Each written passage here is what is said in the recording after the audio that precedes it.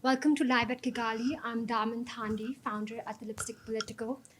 We're here to discuss women at work, and joining me in this session, I have Karuna Kumar, who is founder at the Fem Network in New Delhi. And we have Elizabeth Laruni. She works as the gender advisor for International Alert. Let's begin with a quick round of introductions. If you both could talk about your backgrounds and perhaps focus on any work you've done in advocating for gender parity at work. Thank you, Daman. My name is Karuna Kumar. I am a sustainable development specialist, and my work focuses on working with women, girls, and young people. The area of focus for me is education and employment policy, and looking specifically at the education to employment gap. And I'm currently, I've worked with multilateral organizations, UNDP and UNICEF in particular, and I'm looking after the Fem Network, which is essentially an organization that is specifically looking at the policy to practice gaps and trying to develop greater research and understanding intersectional issues around women, looking at gender and climate change, gender and technology, and gender and health. Thank you. Thanks. My name is Elizabeth Laruni, and I'm a gender advisor and conflict sensitivity advisor at International Alert.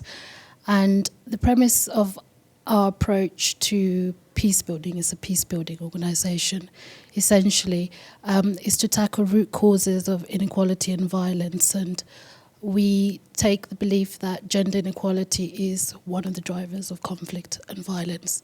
So to tackle that at its root and to prevent conflict from breaking out is what we focus on and what my team focuses on predominantly.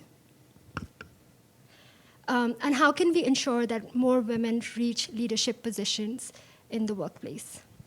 Thank you, Daman. I think it's a very important question. So let's break it down a little bit. First of all, when we say representation, what do we really mean by representation? So one is that whenever we think of representation or we talk about specific representation of women in leadership positions, we mostly almost always think of corporate environments. So let's break it down. So first of all, when we talk of representation, it has to be political, it has to be in the business spheres as well, and it has to also be in cultural spheres. So that means that we are looking at more women in decision-making roles in policy making, in business decision making, as well as cultural spaces. Why do we need that? So there is sufficient research to show that when women are in leadership positions, not just at the national level, at the local, at the provincial, at the state level, there are greater positive policy outcomes. There are several studies to show that when we look at women-led councils, the impact on women and children is drastically higher as compared to male-led councils. Secondly, in terms of businesses, again, there is sufficient research to show that the companies that look at their consumers from a women's perspective are able to cater to consumer needs far more than otherwise. Cultural spaces, why? Because social change is always taking place in spaces that provoke behaviors and behavior change, and that happens when you talk about gender in cultural spaces as well. So it is the combination of having greater representation across political spheres, business spheres, and cultural spheres is when you're truly looking at representation. The how part of it, that is contentious. Is quota systems meritocratic or not meritocratic? It depends on how those quota systems have been created. Because firstly, historically, there is disproportionate representation of women. So to be able to remove a historical misrepresentation of women, quota systems are helpful. But are those quota systems strong enough to make sure that they're actually rewarding meritocracy? I think that's an important question to ask. So I think it's very important to know the what, the why, as well as the how of it to be able to address representation as a systemic issue, and that also must lead to better policy outcomes and lead to better lives and way of living for women. Absolutely. And beyond, the quota system, I think there's also an unconscious gender bias that exists in the workplace. I would love for you, Elizabeth, to talk more about, especially in your line of work, if you've seen this, how you've seen this play out, and also on strategies to combat that. Yeah, I mean, I could focus on the workplace specifically, but I also think it's really important to think about the domestic sphere as well, because these gender biases don't just appear from thin air. You know, they're ingrained in the norms, our behaviours, how we look at femininity and masculinity from a very young age. Boys are brought up to be told that they're strong, they're fearless, they can get into leadership positions. Women are the carers, providers, they're helpful and they're gentle. And these are all words that don't quite correlate with particularly senior level positions when they're hiring for a CEO. They're coded words that are used: leadership, strength to lead a team, and so on. And these are all very gendered words that are used. So I think these unconscious biases are constantly there from, you know, school age, from the home, all the way to the workplace. Now, how does it manifest in the work? You definitely see a reflection of that in the number of men that are high-level senior positions, CEOs, for instance. And I'm thinking more specifically in the UK, where I'm based, you know, even in the peace-building sector, which is predominantly led by women from a mid-management perspective, from the CEOs, men, right? So I think for us to be able to tackle these biases, we really need to start at that education level. We need to start thinking about how the words we use reinforce ideas of masculinity and femininity and negative gender norms that put women in one box and men in another box. I could go on, but I do want to end that. I think yesterday an article by UNDP was published which said that we're so far beyond reaching Sustainable Development Goal number 5 in terms of biases, and the statistic they put out that 9 out of 10 men still hold biases against women, and 69% I think believe that women should not hold position or be political leaders. Now, this is in the wake of, you know, the Me Too movement, the Time's Up movement, these seismic events, and we still haven't made any progress towards this. I think there's a lot of work that needs to be done, but it really needs to start right from that household sphere all the way up to the corporate. Thank you. Absolutely. And I think a direct way this plays out is in the gender pay gap that exists, right? The unconscious bias, but a very conscious paying discrepancy that exists in the workforce. According to reports, for every dollar paid to a man, a woman gets paid 77 cents. Karuna, I was wondering if you could dwell on this, as well as other such pitfalls and challenges women face at the workplace or in their careers. Sure. Thank you, Daaman. I think the pay gap is actually a part of a larger agenda, which is decent work. And the point is that when we look at the pay gap, again, I think it's looked at it at only certain socio-income levels.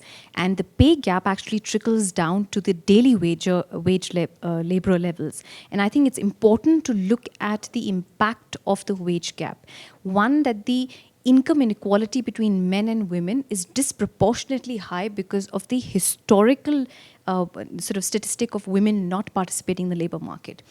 You add to that the pay gap, which means that now the income inequality is only going to get further added. Second, to the point of women being seen as carers and being in the care economy, that means motherhood has a penalty, which is that you're out of the labor economy. That means that getting back into the labor economy is going to be more difficult. And so this pay gap is essentially important aspect to be seen as part of the decent work agenda. It is a human right to be paid equally for equal work. And I think that this talk about pay gaps needs to move beyond the circles of the sort of intellectual elite who have the capacity to understand these issues, but also to trickle down to the level of the daily wage laborer. And if a woman does not earn money, equal amount of money for the daily wage, it impacts drastically on the health choices she makes as a mother, on the choices that are made about education about her children, and then that impacts the capacity for her children to be employed. So one pay gap can have systemic effect to reinforce the income inequality, and the generations that are coming after this generation will continue to face this issue of income inequalities. I think pay gap needs to be seen as existential to the idea of improving income inequality, reducing poverty among women in particular, ensuring that the health outcomes are better, ensuring education outcomes are better, and making sure that this education employment gap also gets heightened. So it's a very deep systemic issue, and pay should be seen as existential to the question of improving women's labor force participation rate and sustaining them in the labor market. Thank you for that, Karuna. Next, I want to talk to you, Elizabeth, about how can we engage more men in this conversation, because the whole burden of bringing women to the table or equal representation or getting more women in the leadership positions cannot be of the burden of women alone. In your work practices, how have you tried to include more men in this conversation? What are some strategies we can use so that this falls equally and we get more men to be allied on this conversation?